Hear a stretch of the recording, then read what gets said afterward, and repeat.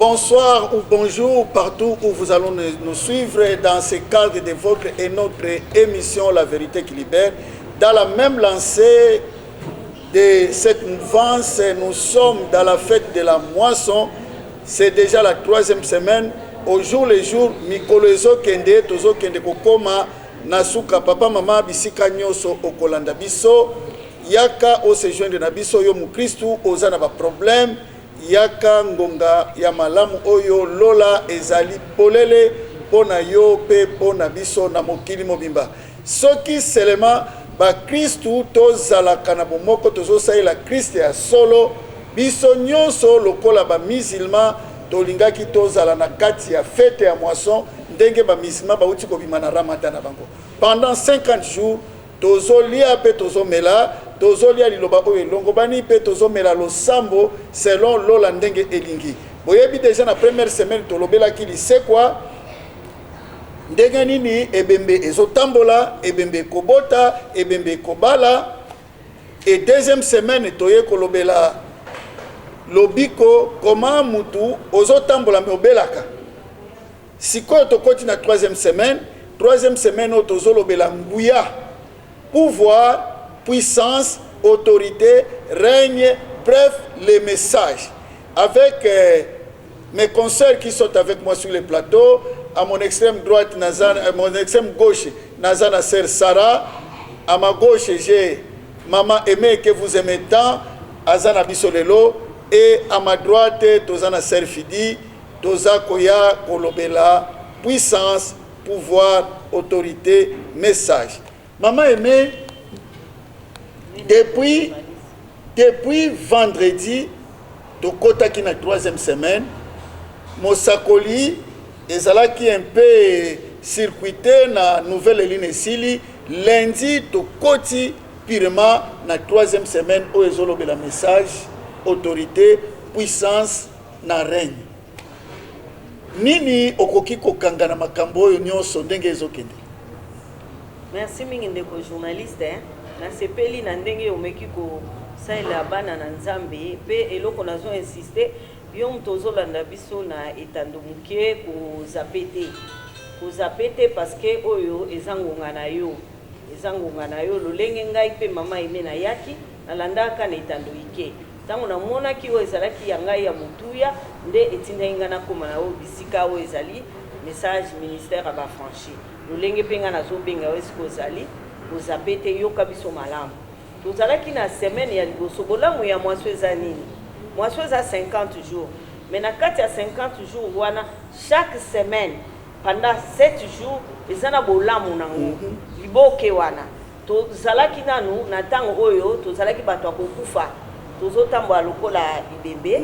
baye balongoli biso na kufa bazongisi biso na bomoi na semaine ya mibale na kozongisa biso na bomoi biloko belé zai ko occasionner liwa na biso wana. Voilà pourquoi Bible ezolobela les vivants et les êtres vivants. Oui. Et le monde parle aussi des morts vivants. Nzambe azana besoin mort vivant.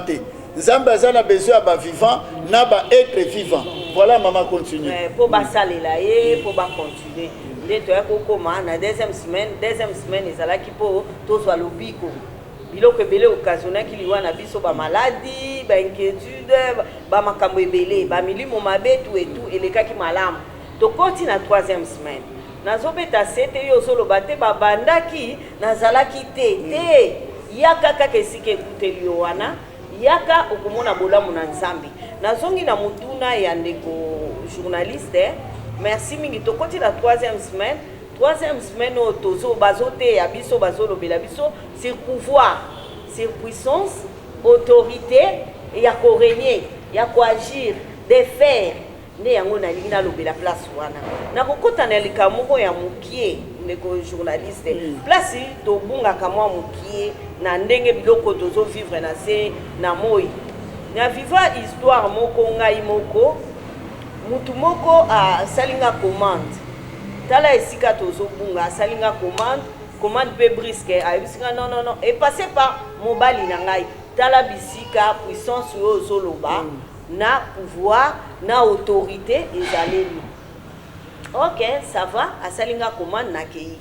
tango nga na komi sur place na pesi condition moko tala mungu na place ya ka kubebisa makambo ayebisi nga na yebisi dès que nga nazokoma il faut benga nga pour confirmer commande na yo na komi sur place et ces messieurs abande ko benga nga tongo nyoso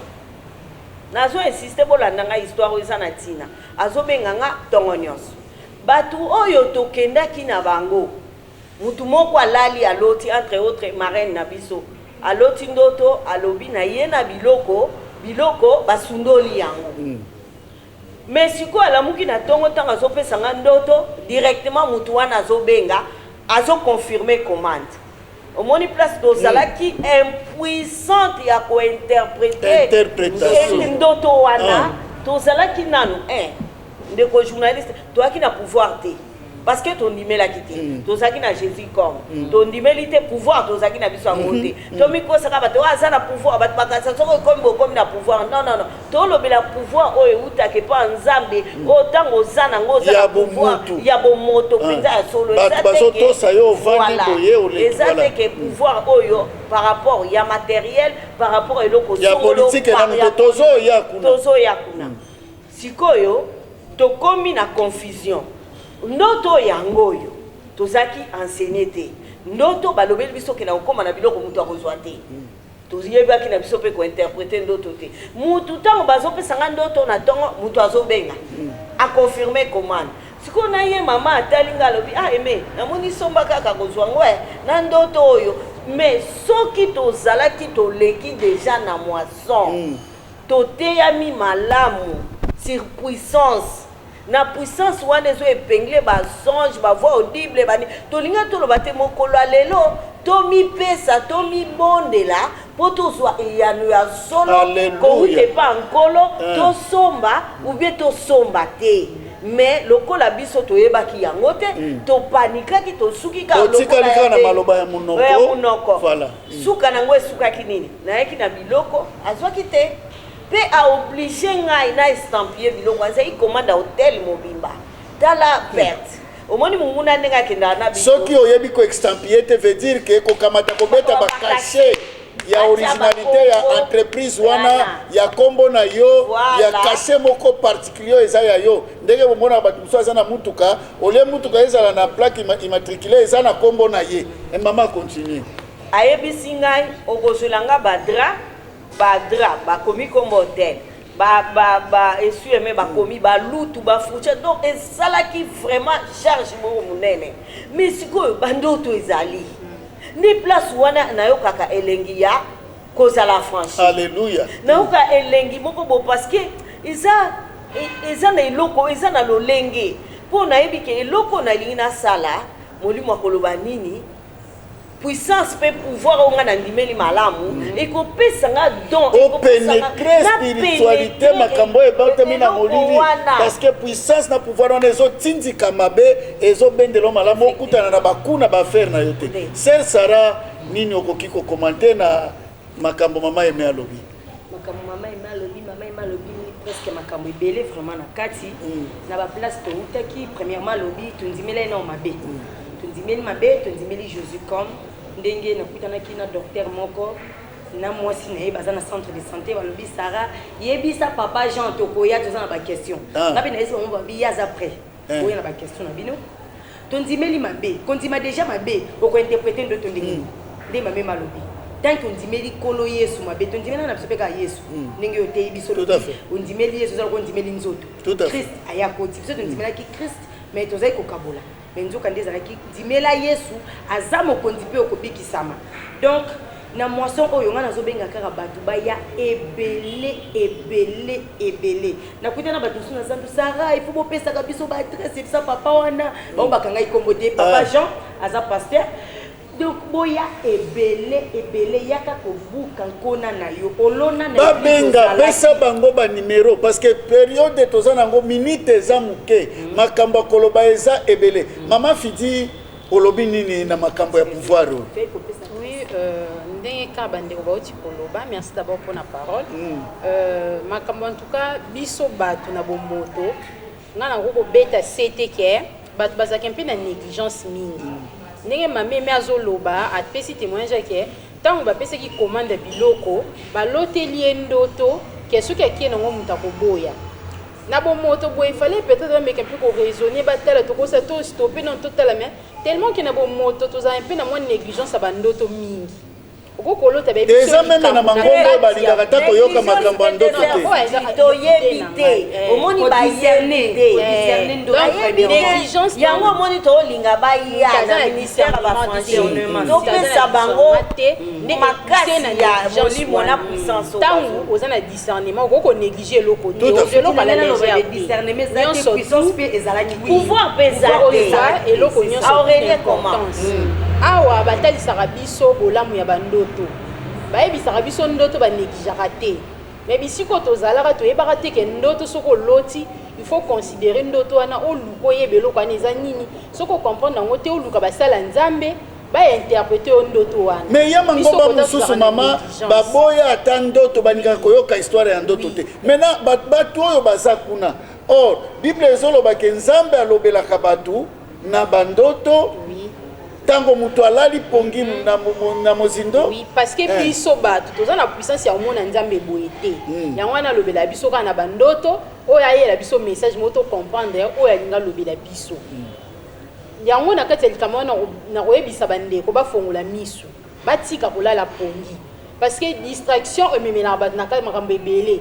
soko tie distraction ekomemela eloko moko boye ekomi irréparable eloko mo esalemi omo oyo réparé yango eza lisusu te ozomona na place wana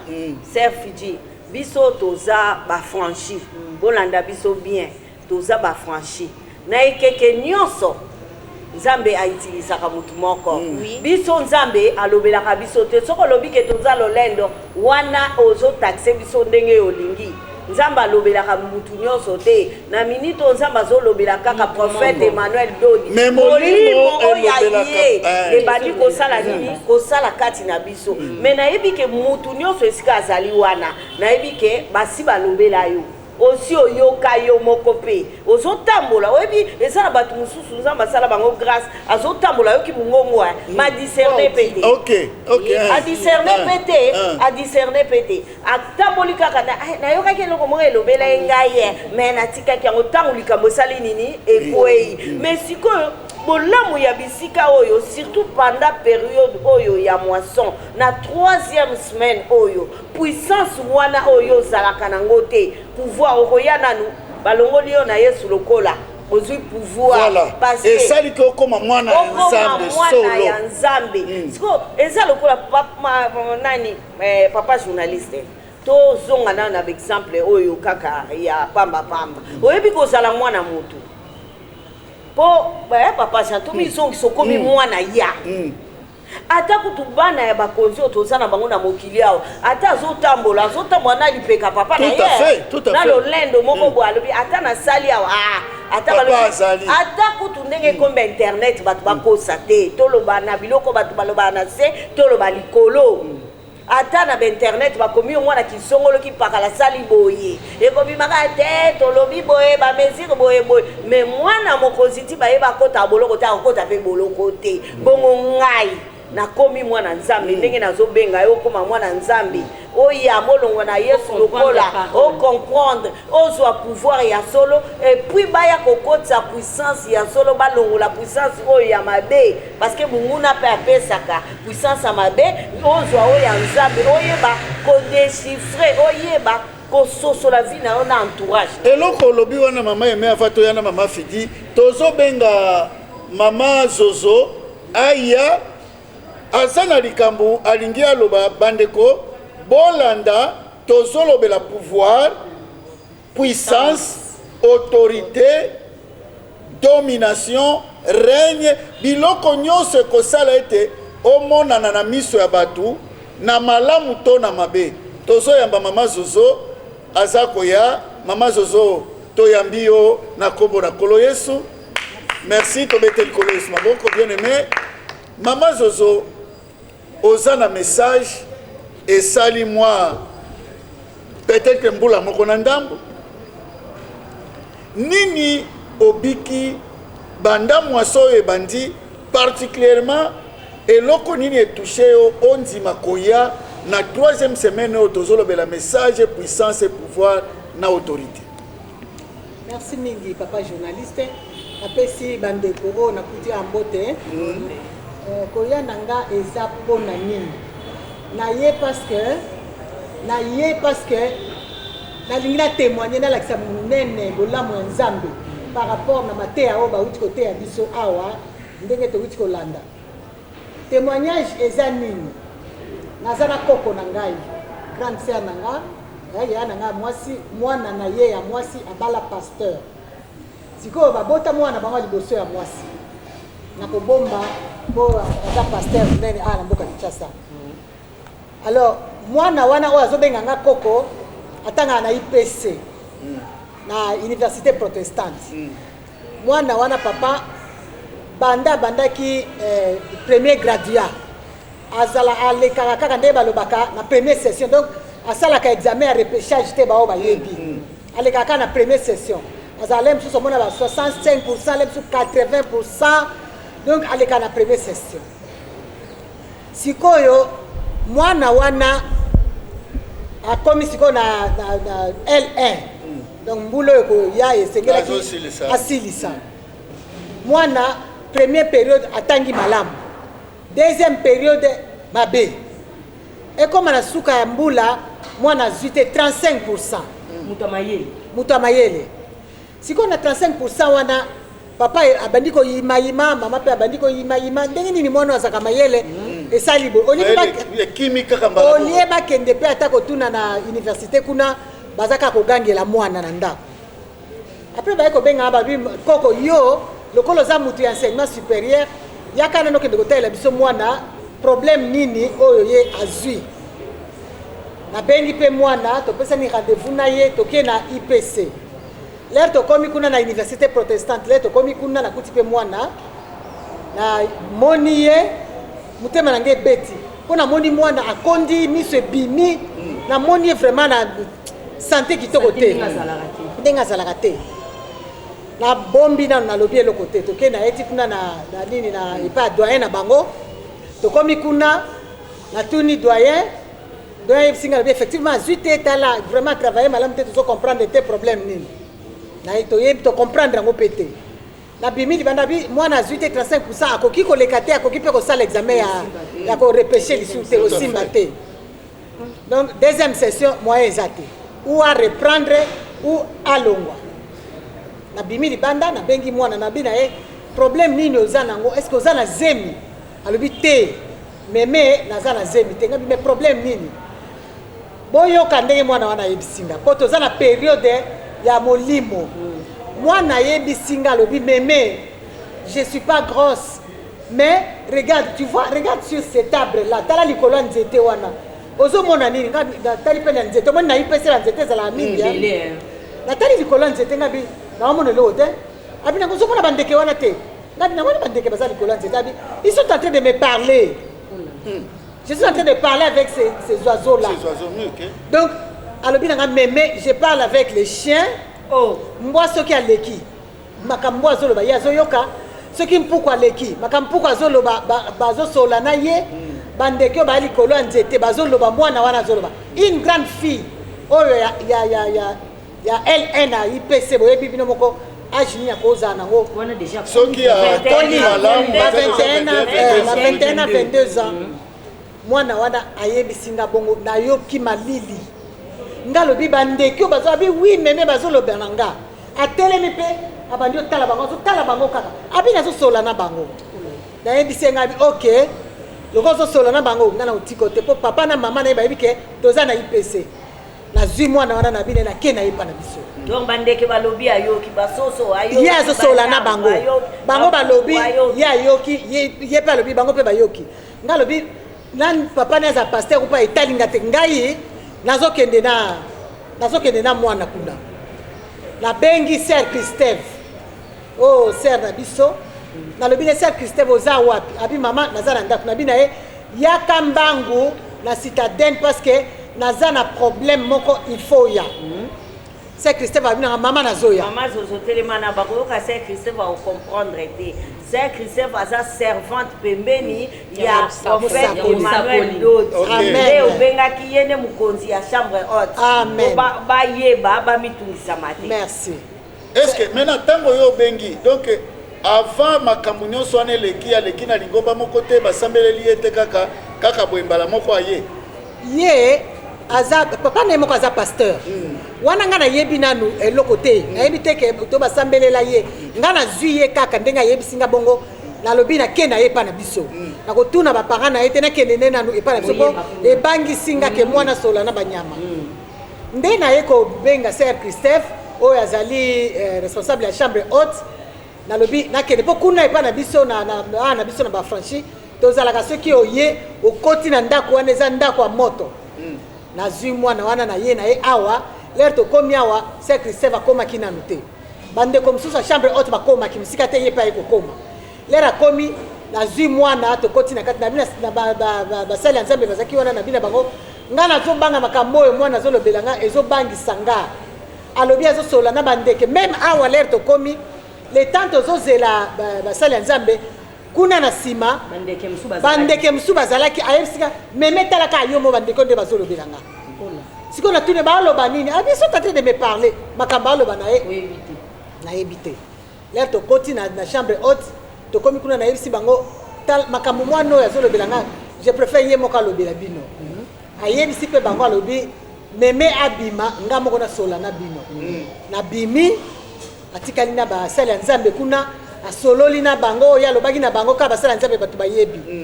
lere basilisi bapesi ye bapriere ya kosala nde babenga babi mama topesi ye bapriere ya kosala moye to retenir ye te alobi papa na ye mpe aza pasteur totuni ye sikoyo papa no aza pasteur bayebi likambo alobi wi nayebisaki papa na nga tindaki ngai epai ya pasteur mosusu camarade na ye wana ayebisi nga ke Dieu veut t'utiliser nzambe alingi abenga yo yango wana makambo oza komona nga nayebisi ye nzambe soki alingi abenga mutu eske akolakisa ye bana kosola na banyama nayebi te tokende na bafranchi de façon ke kuna akende koyebisa biso soki ezalaka bongo nde toyaki na mwana wana awa lere toye na ye bapesi ye bapriere bandeko na nga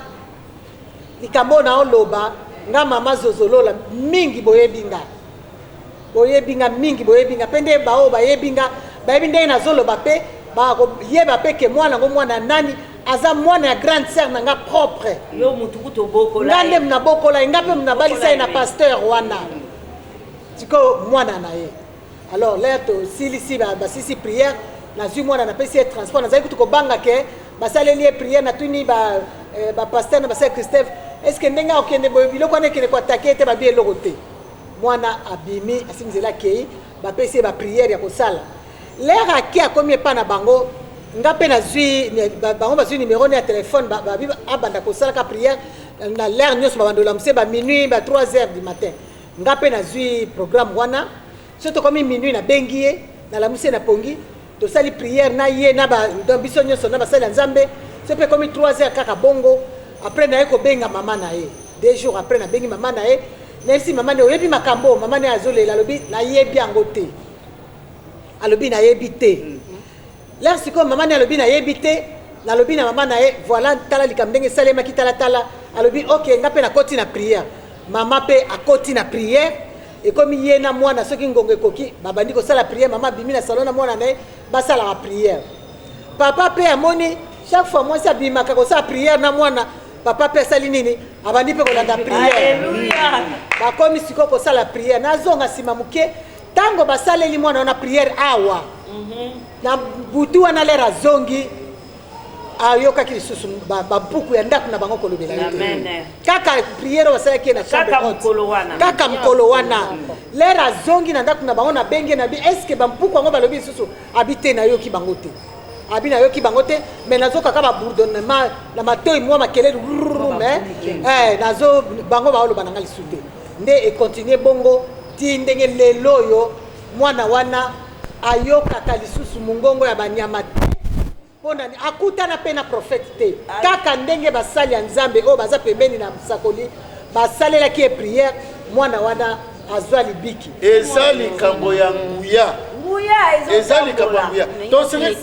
oui tuna oui mama Zozo nayoki yo bien ndenge oti korelate likambo ekomelaki koko na yo mais est-ce que koko loba nini pona batu mususo baza basala nzambe lokola papa mwana wana ti lelo baza na ba doute baza ba kam mususu ezolekela bango mais po ba poussa na pembeni baza un peu ko hésiter mais yo o écoute et comme la kiyo oza na famille musala nzambe okoyebisa bango ni parce que toi na semaine il y a 50 jours il y a moisson nini oyebisa bango. Merci maman.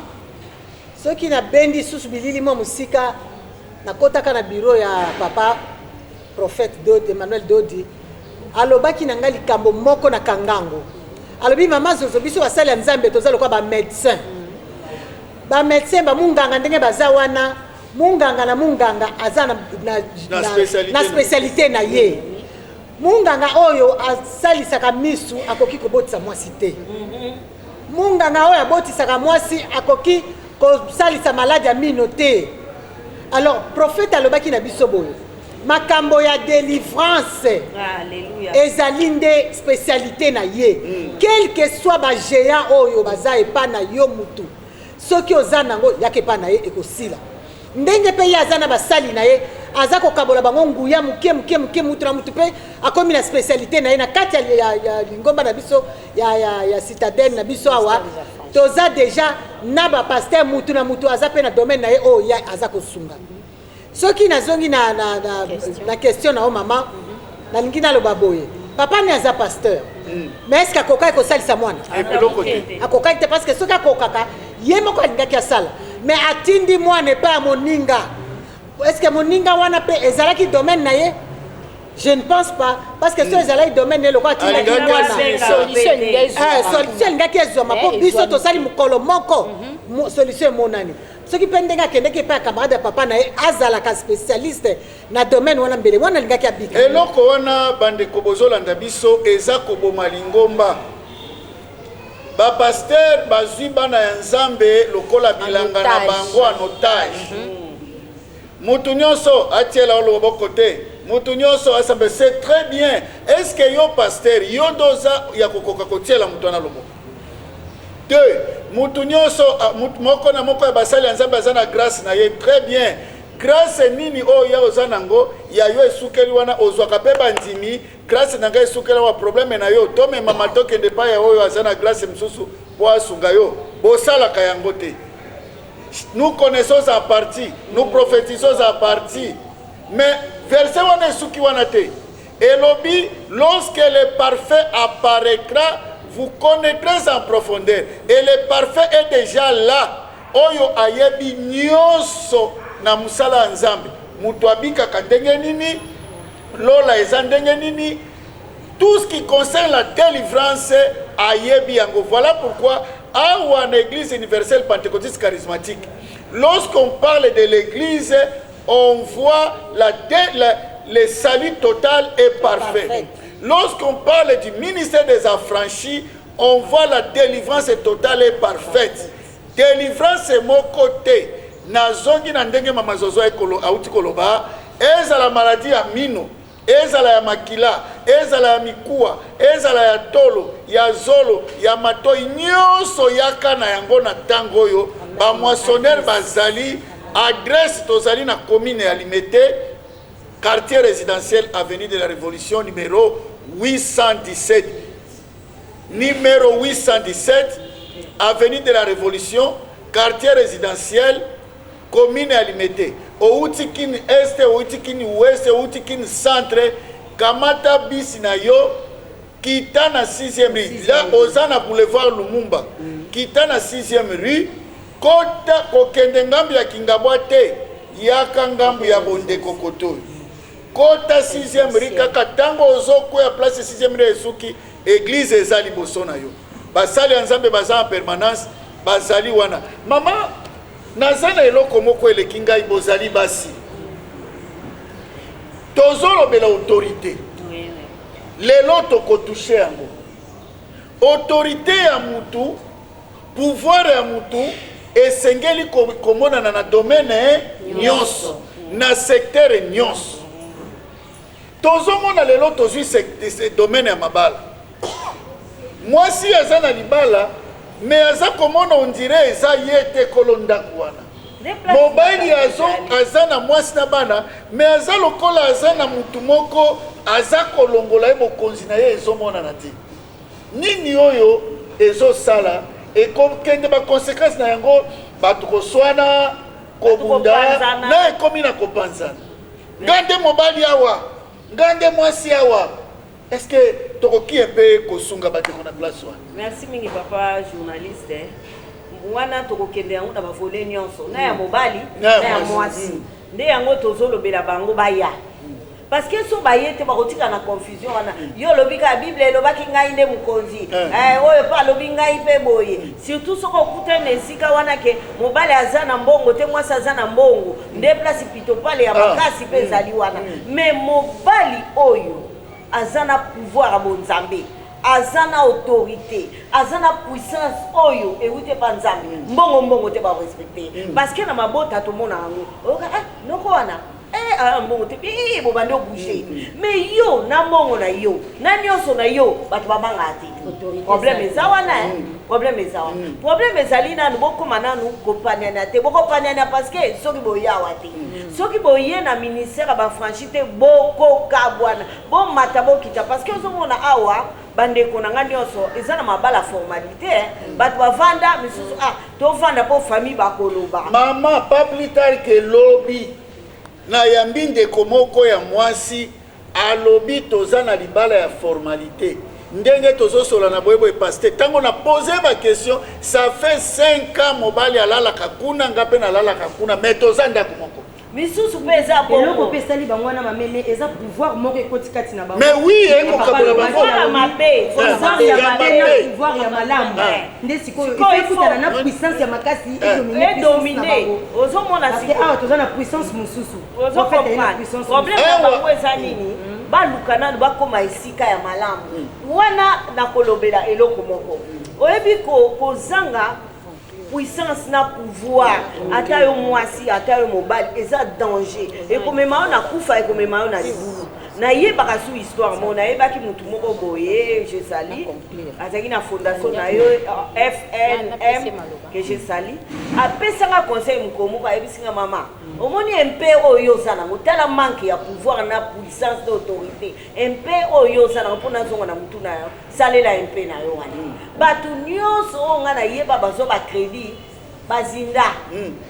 salela ye on dirait que tu ekoti ebimi parce que nazalaki na pouvoir moko te nazalaki na puissance moko te nazalaki na autorité moko te navandi baninga batonganga eme adefaka te bon babimelinga oh moni cop moko ezali awa il faut tokezwa mbongo mona banque moko boye yo nano kota banque te il faut tokota na kombo na yo tozwa mbongo wana bongo tokabola oh bato baza boya kozwa yo wana basi bakota banyongo baejiwa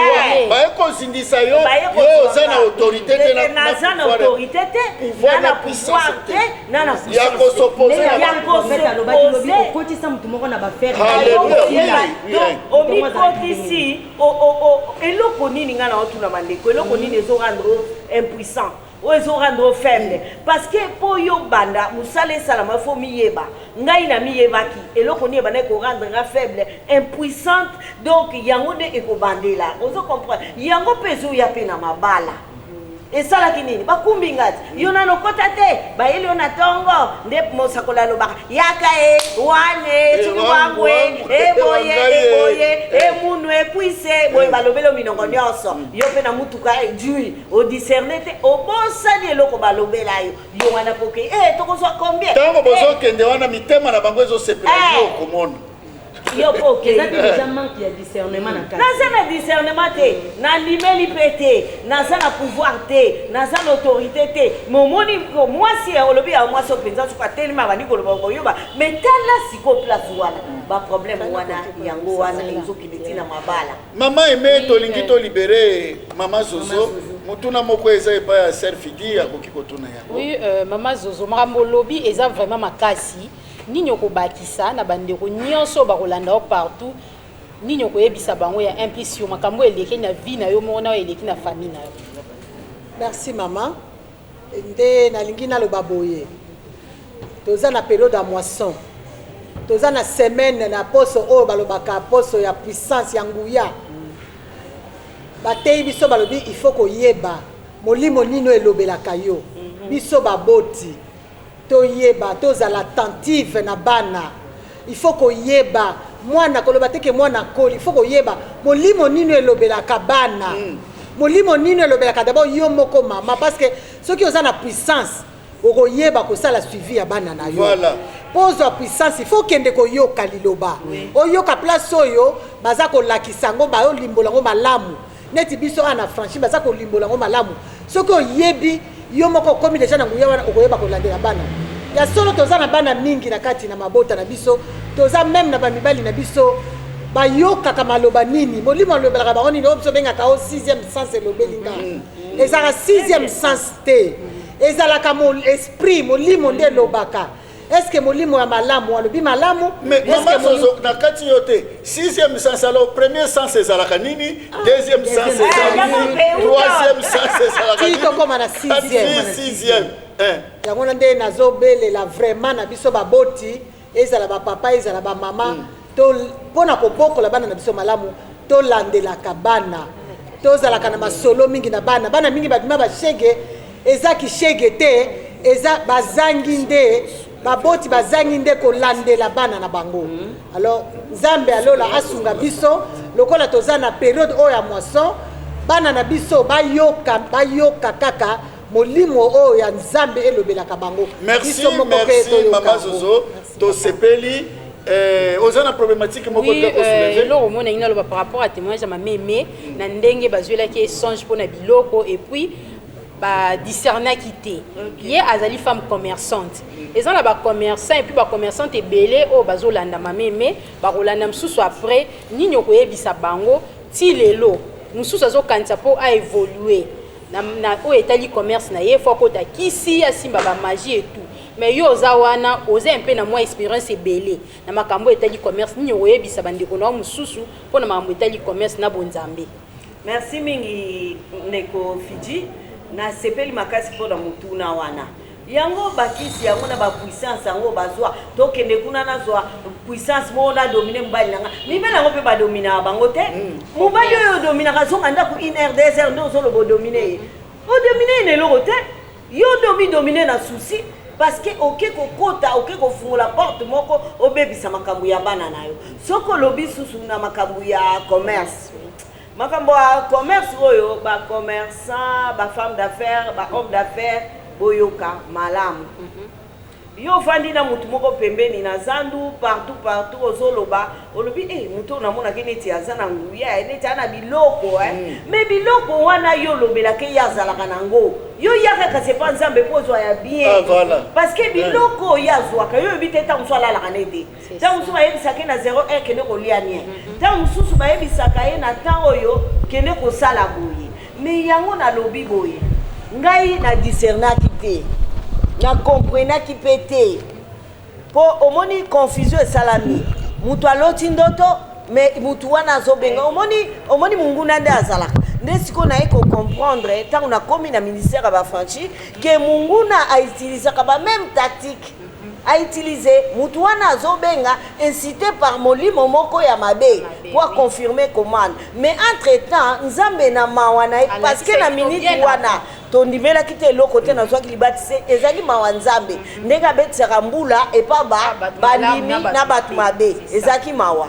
mais to discerner pété nde yango nazo senga mutu oyo afandi nano ozo discerner te ozo vanda nano kepa masolo ezali batu bayoka masolo te masolo ezali oka mutabengi bina te boya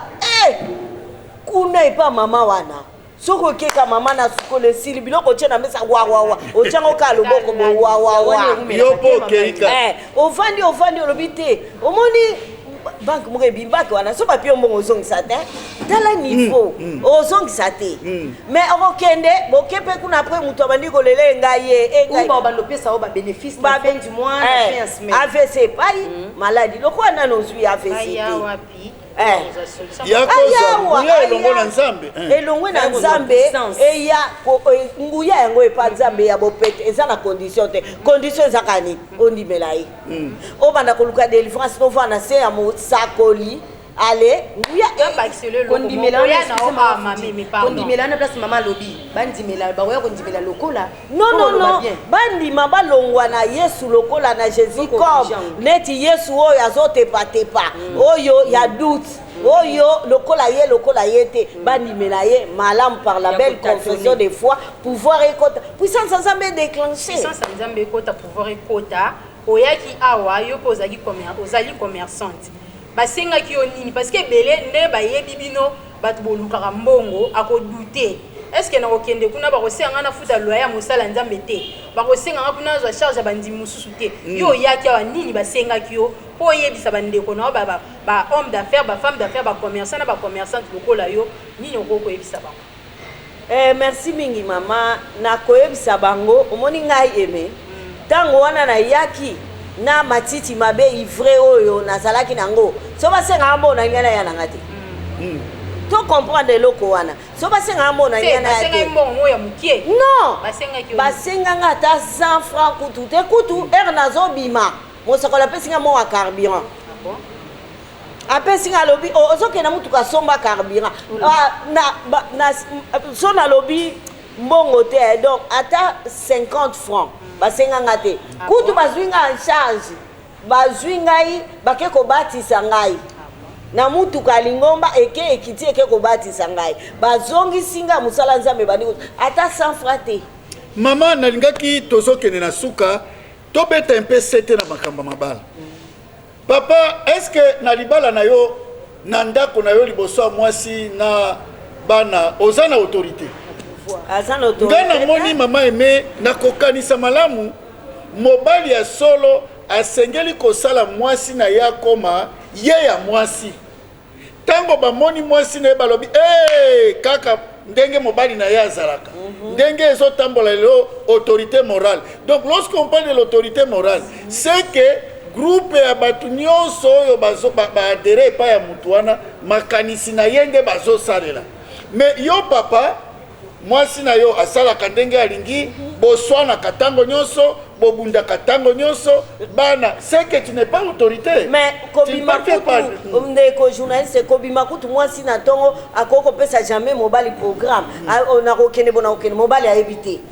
Est-ce que wana ata autorité morale ango ozomo ate ke ozana puissance te ozana autorité te lo côté ozo sala semblant ya kozala mais ozalité yango ngonga yango yo esengeli ba benga oya balongola matiti mabe ozo commission impuissant o ezo ozagisa ki autorité moi ça auto ça yote moi ça auto ça yote ça mingi mobile autorité faza na mbongo mwa mutuka nana mo ndeko ngai na mona libota moko bazana na mbongo pe bato baolanda nga bayebi bato ebele baza na baproblème wana baza na mbongo bana mituka mbala aza na fonction mwasi abangaki te bazali koso na bina taka général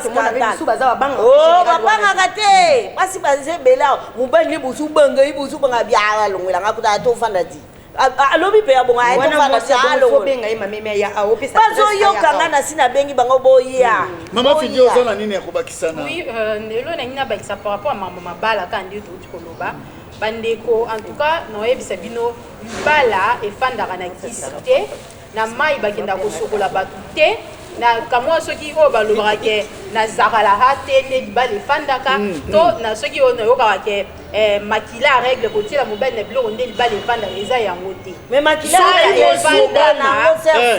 epolaka et puis même mobile aza na pouvoir na autorité kotia biloko wana ekosala ye nde ainio ezolobisa be bamibali mosusu bazozwa paralysé mpona yango biloko wana nyonso suka nango ezalaka toujours mabe sisi omona soit mobile akomi na bamaladi moko incurable yo moko mwasi defo kobela pe libomo tika libomo bando lokota bilo na balabala mais lo babengaki yo madame lo babengaki yo mutu moko munene na mboka donc boya awa esika oyo pokoya kozwa solution ya libala na yo ata mobali akonsideraka o te na ndako o basemeki balingaka ngai matiti mabe na kati esika oyo balongola na mwaso balongoli yo matiti mabe ozwi pouvoir ozwi autorité ozwi puissance o esika bakosenga o sacrifier mutu te bakopesa o interdit te ke mbula ebetelaka o te opusanaka na moto te osimbaka na moi te opolaka mbabula ezali impossible na kati ya mutu parce que okoki kotambola mbula ezwi yo na nsima brusquement oza esika obatama te ozwa soki ozwi obeli liboma mais kati esika otango koya okozwa solution oyo eza na condition moko te okovivre na vie na moko ya malamu ya normal. Merci tomoni mama Sarah azana kimbundi na loboko wana e surprise nini olingi osalela biso bandeko nyonso bazoloba mama ya mutu makasi mama abanga mobali na ete même biso ba jeune to ya to koyeba ndenge ni biso pe to respecter mbali na biso te pona nini tozalaki na mama moko bo na église azalaki kopesa biso ba conseil mabe mais nga na ye na franchi awa na kuti mama nyonso non surtout la grande dame maman de maman na zobenga mama aimé ye vraiment za makasi na ba conseil Sarah au moni faut kozala boy il faut kotambola boy awa na église na biso to lingaka boy soko sali boye kozala boy na papa donc awa na kuti makambo nyonso ya malamu yango nazobenga bato nyonso bayebinga Sarah boyenge boya ebele boya balongola bankona baya ebele lokola na concert te ya JBT ya wera sonete baya kolobiko ya boya ebele pona nini baya ebele pona nini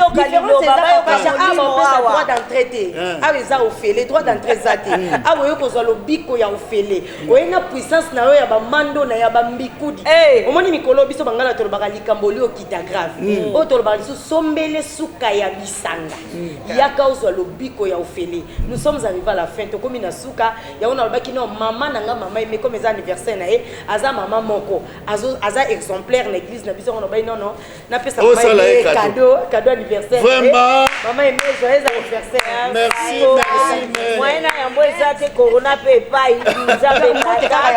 yo mpe ozolanda biso bisika nyonso ozolanda biso soki oza na cadeau na yo na moko na biso kozela kaka anniversaire te mais kanisa pe na anniversaire pe esalaka mwa bien moko boye ndenge ndeko moko epi koyamba eloko eza kosala déjà ebele oyo pas prophète pe ezaka ya moke moke kaka voilà merci baya koyoka liloba tout à fait mais toza pe na gape awa le 24 le 25 le 25 tokotala baorphelin babola le 24 tokopambola moti yonso omona mosaka omona mutu na nzambe bafutelaka ndako te balesaka ete kaka mokolo moko na mbula toyaka kopambola mutu ozozobongo ya mabonza boye apesi bayembi non